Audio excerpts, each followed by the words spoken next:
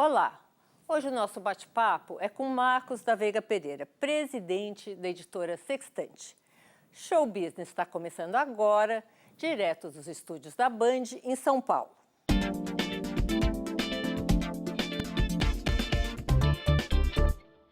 Neto de José Olímpio Pereira, ícone do mercado editorial brasileiro, ele começou sua carreira em meio aos livros com apenas 17 anos. Onde? Na editora Salamandra, fundada pelo seu pai. E hoje ele está à frente da maior editora do país em termos de volume e a segunda maior em termos de faturamento. Vamos conversar agora com Marcos da Veiga Pereira, presidente e fundador da editora Sextante. Boa noite, Marcos. Boa noite, Sônia. Que prazer estar aqui com você, que prazer estar com os teus telespectadores. Que bom. Esse assunto livro é um assunto muito debatido nessa era digital, né? Uhum. Como é que o livro sobrevive nessa era digital? Eu acho que a gente tem que entender o que é o livro, né? Quer dizer, o livro é todo o conteúdo. Quer dizer, ele também é aquele objeto que a gente tem em casa, que as pessoas que têm paixão e amor guardam, que tem biblioteca. Mas ele é fundamentalmente a história que está contada ali. É o conteúdo, ou o conteúdo que está contado ali. Né? E eu acho que isso vai continuar existindo. Isso é matéria de todas essas... enfim, ela é matéria para o cinema, ela é matéria para as séries, ela é matéria... né? É a fonte onde o game... Você tem tantas outras mídias que vão se inspirar nas histórias que são originalmente contadas nos livros. Ela é a fonte do conhecimento quando você quer... de uma forma acadêmica, quando você quer fazer uma tese, quando você quer expor as suas ideias. Eu acho que a gente vai continuar tendo livro para sempre, em formatos diferentes. Então, o que fala-se muito hoje que o conteúdo é o principal foco das mídias, né? O conteúdo é importante, mesmo, sei lá, hoje em dia nos jornais, trabalho em jornal, esse conteúdo é transferido para a mídia digital. Enfim, há muitos, desde a época de Gutenberg, todo mundo pensava assim, até quando o livro, na forma que ele é editado hoje, no papel, tal, vai sobreviver? Uhum. Como é que a Sextante vê esse mundo novo? E que planos vocês têm para lidar com essa nova era? É muito interessante porque a gente pensa assim, vários ataques, né? Quando foi inventado o cinema, o livro ia acabar. Quando surgiu a televisão, o rádio, o livro ia acabar, a televisão, a internet. E, de certa forma, de todas as mídias, né, de conteúdo, o livro é a que menos sofreu. Se você pensar na música, né, como a indústria da música se transformou completamente, como você pensa nos jornais, revistas, o livro, evidentemente, que sofre. Também, ele sofre pela atenção, mas mundialmente ele é o que menos sofre. Quer dizer, quando surge o livro digital, no final dos anos 2000, com o Kindle, principalmente nos Estados Unidos, imaginou-se que ali agora vai haver uma grande transformação. Não houve. As pessoas continuam... Comprando livro físico, aumentou essa venda nos países anglo-saxões. E a convivência passou a ser muito saudável. Acho que a melhor coisa é essa. Quer dizer, existe um público para quem é muito prático o livro digital. Eu, por exemplo, ando com o meu leitor digital. É muito fácil para mim baixar o livro. Você me manda um original, eu mando para o meu... Não pesa. Não pesa tanto. É verdade. E tem, ao mesmo tempo, eu continuo tendo prazer de ter aquele livro especial que eu vou ler no papel e que depois vou guardar na minha estante e que eu vou saber que está ali para quando eu quiser revisitar. Agora, como modelo de negócios, né? Como é que vocês projetam o negócio, livro digital, ou enfim, qualquer mídia, nos próximos 5, 10 anos? Como é que vocês veem o mercado? Qual a visão? Tem como adivinhar para que caminho que esse mundo vai? Eu acho que a gente tem... O Brasil pareceu ser o país do futuro mais ou menos há 10 anos. Né? A gente achou que finalmente a gente tinha engrenado e que aquela capa do Economist era verdade, quer dizer, que o Cristo estava decolando. E, principalmente, a gente tinha a inclusão. Porque eu acho que a grande questão no Brasil sempre foi assim, a Belinde, do Edmar Baixa, estava muito presente no mundo do livro. Quer dizer, só quem lê é o pessoal da Bélgica, o pessoal da Índia não lê. E essa estante foi uma experiência, uma história empresarial muito interessante e da qual a gente tem muito orgulho, porque justamente a gente investiu no não leitor, na classe ascendente. Atrair novos leitores. Atraindo novos leitores. E, enfim, tivemos um sucesso muito acima do que a gente imaginava. Tivemos, assim, publicamos livros que venderam 2 milhões de exemplares, que no Brasil é um espetáculo. O Monjo Executivo, a gente vendeu quase 4 milhões de livros. Como é que foi esse olhar para esse novo mercado, atrair pessoas novas? Vocês acertaram em cheio, enfim, ninguém contesta essa. Agora, como é que foi esse olhar? Vocês rodaram o mundo, acharam que tinham alguns nichos que estavam sendo explorados lá fora e aqui ninguém explorava? Conta um pouquinho dessa história. Eu acho, a gente tem, acho que uma coisa assim, circunstância, que é o fato de sermos nosso pai, eu e o Tomás, meu irmão, fundamos essa estante, quer dizer, vendemos a Salamandra, que é onde eu comecei a trabalhar, e fundamos essa estante em 98. E eu acho que o crédito maior é do Tomás, meu irmão, que veio com a ideia de tornar o livro acessível. Isso era um mantra para ele. Eu quero que a gente faça livros acessíveis. Acessíveis no sentido da leitura, né? Não quero complicar a leitura, não quero dificultar o trabalho do leitor. Acessível em termos de preço, porque o livro sempre foi considerado caro. E acessível em termos de disponibilidade, de você poder achar na maior quantidade de pontos de venda possíveis. E, para isso, a gente apostou em fazer um número menor de títulos por ano, acreditando em cada livro que a gente publicava. Esse era o modelo. E quem é o mágico que consegue acertar os títulos, comprar os títulos certos? Enfim, muito Tomás, muito papai, de vez em quando eu. Hoje em dia a gente tem outras pessoas que trabalham na editora, mas sempre dentro de um sistema de botar o sarrafo muito alto quando você vai analisar o livro, né? Porque não é todo livro. Tem livros que eu adoro ler e que eu penso, mas eu não sei se esse livro é para o grande público, se eu vou conseguir alcançar um número grande de pessoas. Então, eu tenho que fazer essas escolhas. É muito difícil, né? É difícil. Mas assim, os seus concorrentes tentam muito e não são todos que sobrevivem. É uma coisa bastante complicada. Mas o Brasil é um mercado muito sofisticado nesse sentido, sabia? Eu acho que assim, a concorrência brasileira, ela é boa. Ela, sabe, ela faz você ficar sempre esperto. Né? Exatamente. Não te deixa muito na zona de conforto, não. Agora, me corrige se eu estiver errada, mas eu li umas pesquisas sobre livro per capita no Brasil que são muito baixas, né? Assim, a leitura não é por causa da era digital, antes da era digital, o índice é muito baixo.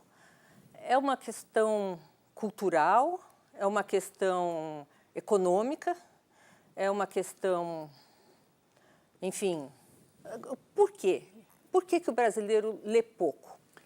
Bom, então, eu acho que são todas elas, e aí, pensando culturalmente, eu acho que a gente tem uma herança horrível assim, a gente passou 300 anos sem poder estudar no Brasil, Sônia. Né? Não, explica isso direito. Então, como assim? O Brasil, os portugueses chegam ao Brasil em 1500. Tá. É só com a chegada da família real, em 1808, que você começa a ter escola no Brasil. Era proibido publicar livro. As pessoas, você não tinha, o Brasil não tinha universidade. Enquanto a América Espanhola toda, você vai ter universidade, o Brasil só vai começar no século XIX. Então, a gente tem uma herança. Os colonizadores espanhóis eram mais... Eles eram muito mais inclusivos, né? Quer dizer, a nossa colonização é uma colonização excludente. Portugal nos fecha do mundo completamente. E eu acho que tem uma herança cultural disso que se perpetua. A educação no Brasil, infelizmente, nunca foi um investimento intenso, de qualidade. A gente continua tendo uma separação social muito forte pela falta de investimento na educação. Engraçado, eu não tinha esse dado, que a gente começou tão tarde. Tão tarde, é. E a questão econômica sempre também foi uma questão. Quer dizer, a gente vive patinando. Se você pensar nos ciclos econômicos brasileiros, a gente é um país que ora vai bem, e aí vai mal, e vai e recupera. É muito difícil você... Ciclotímico total, né? É muito ciclotímico, você não consegue investir consistentemente na construção de uma sociedade leitora, né? Quem são as grandes sociedades leitoras? A França, a Alemanha, o Japão, hoje em dia a Coreia. Estados Unidos? Estados Unidos é uma grande nação leitora, mas os Estados Unidos também é um país muito populoso e muito variado. E é uma leitura popular também, né? Tem uma leitura muito popular também, mas tem muito sofisticado, tem de tudo lá, né? Quer dizer, é o maior mercado do mundo. Quando vocês começaram a Sextante, vocês já viam... Primeiro, eu queria que o telespectador soubesse do seu DNA dos livros, que vem desde o seu avô. É uma questão de DNA? Você teria feito outra coisa se a tua família não tivesse toda essa história? Certamente, porque eu sou engenheiro de formação. Mas eu me lembro de nascer nesse mundo, de ficar na sala do vovô, tinha uma sala grande, onde ele recebia o Guimarães Rosa, o Graciliano, a Raquel de Queiroz e tantos outros mais. E eu e o meu irmão José Olímpio, enfim... Que virou banqueiro. Enfim, ficávamos no chão desenhando, porque o nosso avô adorava a presença dos netos. Então, eu nasci nesse mundo, mas eu pensava em fazer outra coisa. Eu pensava em... Engenharia? Assim, era o começo da computação, então eu queria fazer engenharia de sistemas. Só que aí, quando eu fui para a faculdade, eu quis fazer um estágio, eu queria trabalhar, e o meu pai disse, não, vem trabalhar comigo aqui na Salamandra, você faz umas coisinhas e tal. E aí o vírus do livro imediatamente se instalou e eu descobri um universo mágico e pensei que, de fato, eu podia ter uma contribuição diferente, porque eu queria ser também um executivo melhor, né? Quer dizer, porque acho que tem uma coisa muito romântica, talvez, na nossa profissão, né? De você fazer uma editora e de você, porque você quer contribuir, que você quer publicar aqueles livros, mas você não pode esquecer que é um negócio e que você tem uma responsabilidade com todos os stakeholders e o primeiro deles, e o mais importante, que é o autor, né? Quer dizer, o autor confia em você para colocar o livro no mercado, divulgar, comercializar, depois pagar aquilo que vendeu. Agora, se fosse traçar um paralelo hoje entre como o teu avô tratava o assunto, e a editora era uma das maiores do Brasil, né, se não a maior, a José Olímpio, e como ele trabalhava, né, e você, como você trabalha. Você contou aqui um pouquinho, ele recebia todos os autores, conversava, enfim, devia ser uma coisa mais romântica mesmo, né? Era, ao mesmo tempo, eu tive a oportunidade de publicar um livro sobre o meu avô que me mostrou um mundo sensacional. Ele era um grande comerciante de livros. Ele começou trabalhando numa livraria, aqui em São Paulo, na Casa Garro. Depois é que ele mudou para o Rio de Janeiro, porque, enfim, na época era a capital e os principais autores estavam lá. Mas ele cuidava também dessa... Também, ele já tinha ele tinha um tino comercial muito forte. Agora, era uma editora muito grande, era uma editora familiar, todos os irmãos trabalhavam, depois vários sobrinhos começaram a trabalhar. Você imagina, na década de 60, a editora tinha filiais em Porto Alegre, Brasília, Belo Horizonte, Recife, imagina, comunicação era correio. Ela editava livros? Não, ela publicava tá. no Rio de Janeiro, mas ela para escritórios de venda, né? E publicava uma quantidade de autores muito maior do que nós, quer dizer, e se ocupava desses autores. Ele chamava a editora da casa. Né? Tá. Ele recebia... Você vai ler Jorge Amado, tem vários trechos dos Subterrâneos da Liberdade que se passam naquela editora, na Rua do Ouvidor, onde Hermes Lima e Graciliano se sentavam no banco no fundo. É engraçado, vou te perguntar no próximo bloco se isso era um sistema de fidelização do autor. Olha, no próximo bloco, continuamos com a entrevista de Marcos da Veiga Pereira. Show Business volta já já.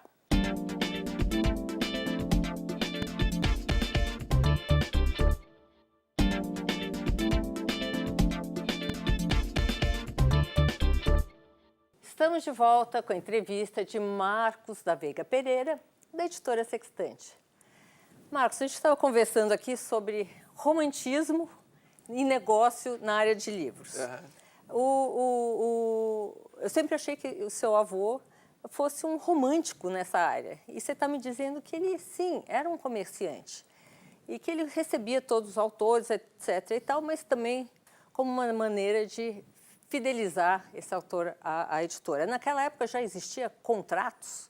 Sim, não.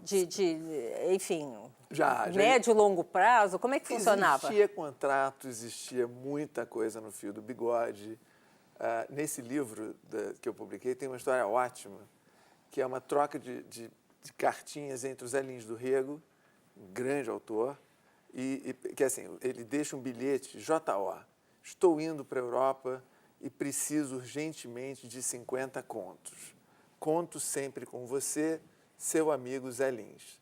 Aí no dia seguinte tem um recibo, recebi 50 contos da editora Zé Olímpio como adiantamento de direitos autorais do livro Histórias da Velha Totônia.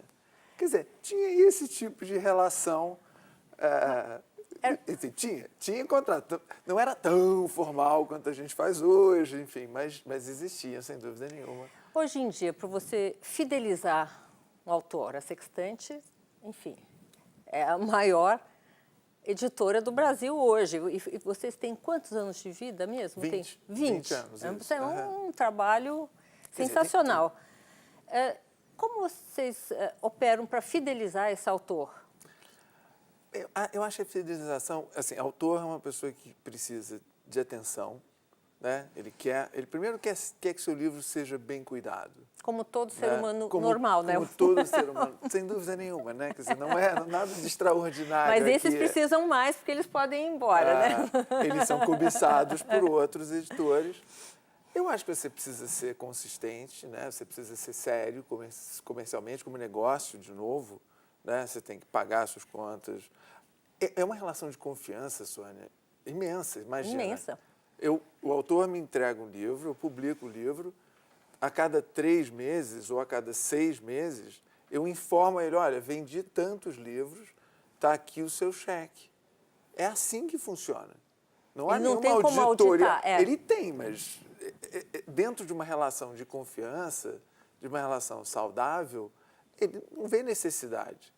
Né? E eu acho que isso é um padrão muito grande. E aí a tua pergunta, de certa maneira, o boca a boca entre autores é o que forma uma rede.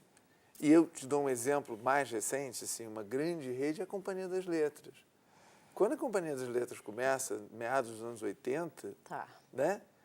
E você vai vendo, então, o Jô publica um livro, e aí aí fala bem de editora, e aí vai de editora e vai outra, aí o Chico Buarque vem, aí o fulano vem, aí lá fora os agentes começam a se falar, e olha, tem o Luiz está aí fazendo uma editora nova.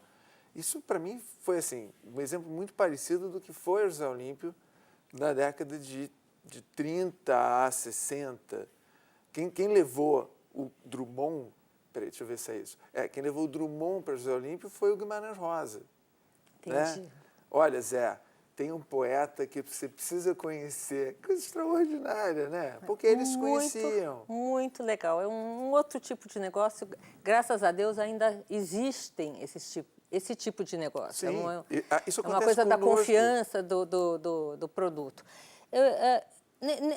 Nesse quadro, imagino eu que a distribuição deva ser uma coisa muito importante. Como é que a Sextante opera essa distribuição dos seus livros? A gente tem uma estátua lá na editora de um cara chamado Vilfredo Pareto, que é um filósofo italiano que estabeleceu o princípio dos 80-20. Né? Tá. Então, a gente, desde o princípio, a gente olhou e disse, a gente precisa atender muito bem e estar muito próximo à rede de livrarias que representam 80% das nossas vendas. Tá. Cuidar na lupa, com um carinho especial. E nós vamos trabalhar com distribuidores que vão atender o restante do mercado, livrarias que eventualmente não têm porte suficiente para que a gente dê essa atenção.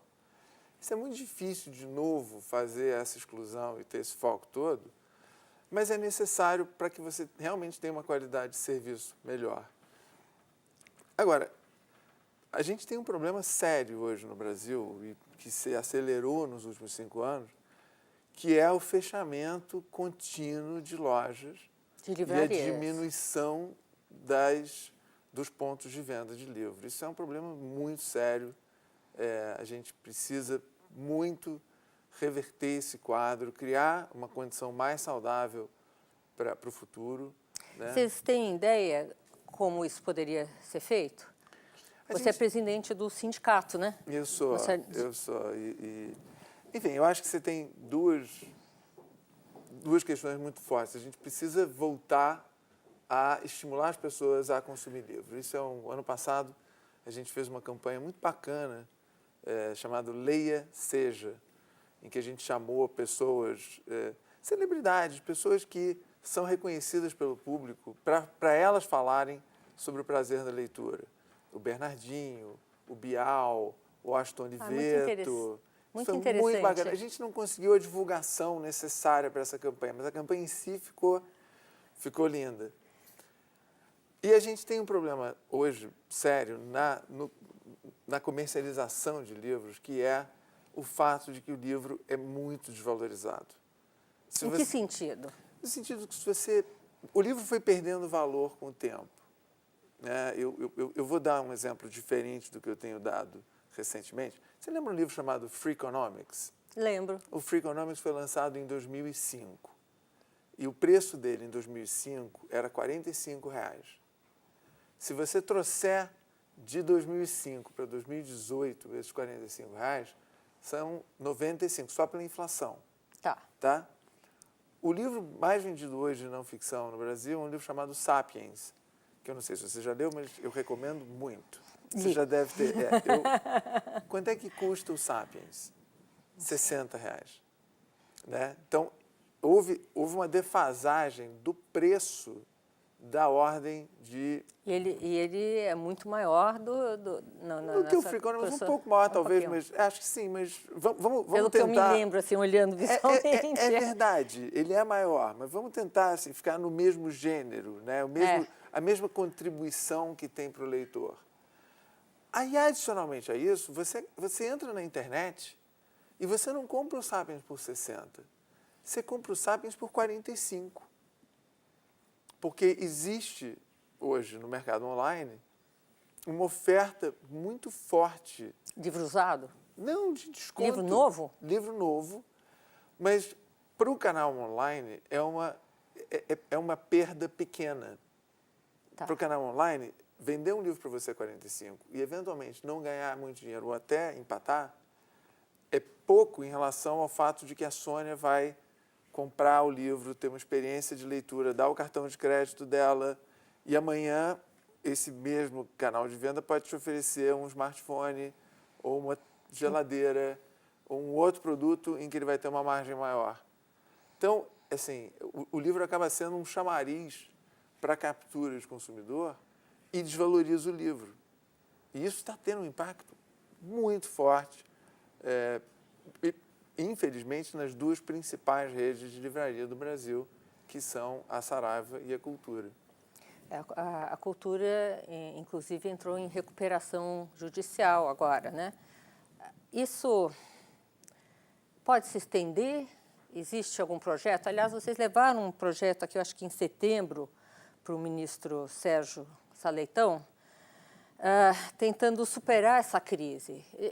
O que é esse projeto? Explica para a gente. Então, existe, em 1981, na França, com a chegada dos grandes varejistas, principalmente da FNAC, o ministro da Cultura francês criou uma lei proibindo que as redes dessem um desconto muito elevado nos lançamentos dos livros. Tá. Isso se chama hoje em dia de Prix Unique. Essa lei ela foi estendida para a Alemanha, para a Itália. O Prix Unique é preço único, né? Seria o preço único. E essa é uma das grandes dificuldades da gente vender essa ideia. Porque, no fundo, de fato, você está limitando a capacidade de você dar desconto. Ao mesmo tempo, a definição do preço do livro é do editor. E o editor vai tentar capturar o maior número de leitores possíveis precificando corretamente o livro. Se ele precificar o livro errado, você vai ter... O livro tem elasticidade, ele vende mais se ele for mais acessível. Mas essa acessibilidade não precisa ser através do desconto na loja. Ela pode ser pela fixação inicial do preço. Então, a gente levou essa ideia, primeiro, para o presidente Temer, mostrando a ele o tamanho da crise. O presidente chamou o ministro Sérgio Saleitão, que formou um grupo de trabalho. Nós fizemos um projeto semelhante a esse, que, nesse momento, enquanto nós estamos conversando, está na Casa Civil sendo examinado. E eu tenho insistido muito com a Casa Civil, com o Ministério da Cultura, sobre a urgência desse assunto. E, de novo, é a urgência da criação de um ambiente de futuro mais saudável. A gente precisa ter essa perspectiva. Tem alguma perspectiva dele entrar ainda esse ano, ser enviado pela Casa Civil ao Congresso? Eu tenho esperança. Eu tenho esperança e tenho... Esperança ou tem informação? Não, infelizmente eu não tenho. Eu adoraria ter informação. Não, eu não consegui ter informação ainda. Do destino disso. Mas eu fico, assim, eu acho que coisas como esse programa e essa possibilidade de abertura que você me dá para falar sobre isso são ótimas, como o apelo que, se o dia que esse programa for ao ar, esse projeto ainda não estiver aprovado, que as pessoas da Casa Civil saibam o quão urgente é esse assunto para o mercado. Você vai explicar, vai dar uma continuação a esse tema já no próximo bloco, né?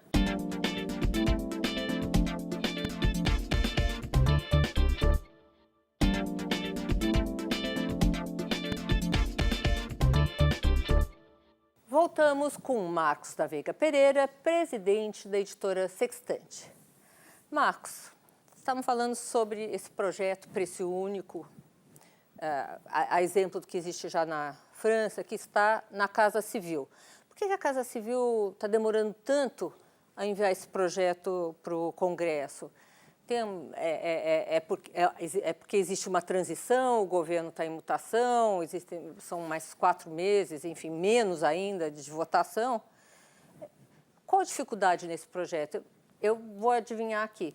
Alguém pensa que isso pode ser uma interferência no mercado, você colocar um preço único, limitar isso? Sem dúvida nenhuma. Essa é a grande dificuldade. Eu recentemente, alguém me perguntou se dentro de um governo liberal, se esse tipo de projeto poderia prosperar, né?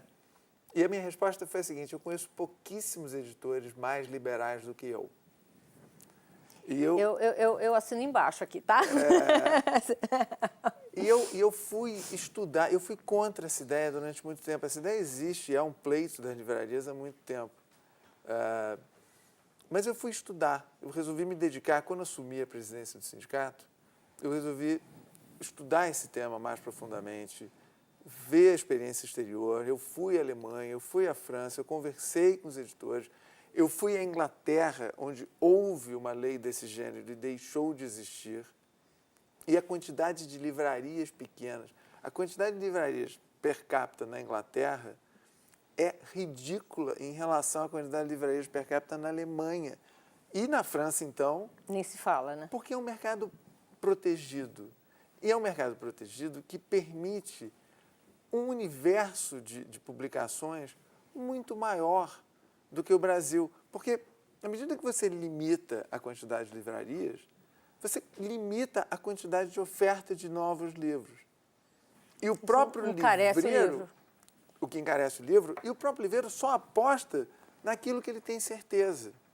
E existe uma lógica aí, porque com a diminuição da oferta, obviamente, encarece o produto. Em qualquer matemático faz isso em 2 segundos, né? Então, o que parece ser anticoncorrencial, né? Anticoncorrencial é você criar um ambiente em que as livrarias vão lentamente desaparecendo e o mercado vai se concentrando. Tá. A gente quer exatamente criar um ambiente que seja próspero para que você tenha mais livrarias. Está acontecendo um fenômeno nos Estados Unidos muito interessante.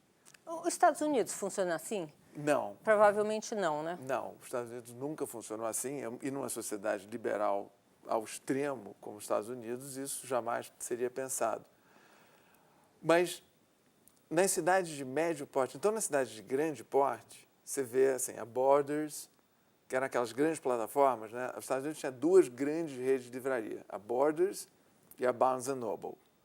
A Borders fechou. A Barnes & Noble fechou várias. Se você vai a Nova York... Vai fechar. Não, se você vai a Nova York, tinham 8 livrarias, Tinha. tem 2.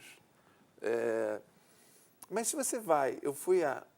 Engraçado, eu acreditei, desculpa te interromper, que isso Claro. era consequência do livro digital. Não, isso... Enfim, eu acho que nos Estados Unidos deve ter, mas de novo nas grandes capitais. E de novo em Nova York, em Chicago, mas em Omaha. Eu, por alguma razão na vida, fui a Omaha, Nebraska, participar daquele evento do Warren Buffett. Ah, tá. Tem 2 livrarias em Omaha, que é o tamanho certo do número de livrarias para uma cidade como aquela. Quantos Mas, habitantes tem Omaha? Onde vive Warren Buffett? 300 Enfim. mil, talvez, 4, não, acho que não é mais que isso. Tá. Tá? Mas são um charme a livraria. E a seleção de títulos era ótima. E quem estava atrás do caixa era o dono da livraria. E quem estava ali no meio era o filho. Quer dizer, essa coisa mom and pop, Tá. que é uma tradição antiga, ela está presente e ela está crescendo nos Estados Unidos. E a coisa da cidade média brasileira, a quantidade de município brasileiro que não tem livraria é uma vergonha. Quantos? A gente tem 5.500 municípios. Eu acho que a gente tem livraria em 1.000. Só? Acho que sim. E isso aí veio você num tem lote crescente ou está papelarias diminuindo? Isso aumentou ali no início dos anos 2000 e agora está minguando. Você tem muita livraria fechando de novo com a crise. A crise foi um precipício, Sônia. 2014, assim, o mercado do livro de 2014 a 2016, ele diminui 20%. Isso é muito. Eu estou vendo aqui, em 2014 foram 275 milhões de exemplares. Em 2016, caiu para 225 milhões. Isso, são 50 milhões de livros a menos num país que já não lê muito. Em termos de faturamento para as editoras, a gente tem que sempre pensar, enfim, é o preço que a editora vende para a livraria. Eu diria que isso deve ser algo em torno de 600 milhões de reais. Eu tenho cá comigo, né, que quem vai reconstruir o Brasil nos próximos anos vai ser a iniciativa privada. O governo quebrou, está quebrado. Vai levar muitos anos até que o Brasil recupere o caminho deixado pronto alguns anos atrás e que foi, enfim, sofreu um pequeno estrago nesse interim, para poder investir ou em cultura, ou em infraestrutura, ou no que for, né? Como você vê a iniciativa privada conseguindo contribuir nesse aspecto? Porque depender do governo vai ser difícil. Sim. pode fazer elogio, assim, à empresa? Pode. Pode. Programa, por exemplo, programa Leia para uma Criança que está no ar nesse momento do Itaú. Do Itaú. Coisa extraordinária, extraordinária. Eu fui... A indústria tem uma instituição chamada Instituto ProLivro e a gente criou um prêmio exatamente para reconhecer iniciativas, não só da iniciativa privada, iniciativa também de ONGs. Quer dizer, a ideia é exatamente você identificar pessoas que estão trabalhando em prol da leitura. E mesmo dentro do governo, porque a gente sempre pensa em governo, a gente pensa no governo central. Mas você tem os governos locais, né? Você tem secretarias de educação, de cultura, com projetos próprios muito interessantes. Então, é muito importante se conectar esses projetos, né? Colocar essas pessoas todas em contato, trocar experiências e para que estimule ainda mais isso. Né? A gente está, o show business está terminando. Eu queria que você deixasse aqui uma mensagem para o próximo governante, o que ele poderia investir e se conscientizar nessa área. Eu divulguei uma carta aos candidatos à presidência mostrando quais são os 3 pilares fundamentais que a indústria precisa. Um deles é a garantia da liberdade de expressão. Isso é fundamental dentro de uma sociedade democrática. O segundo é a proteção do copyright, né? A ideia de que o autor precisa ser protegido, o livro tem valor enquanto os autores tiverem valor.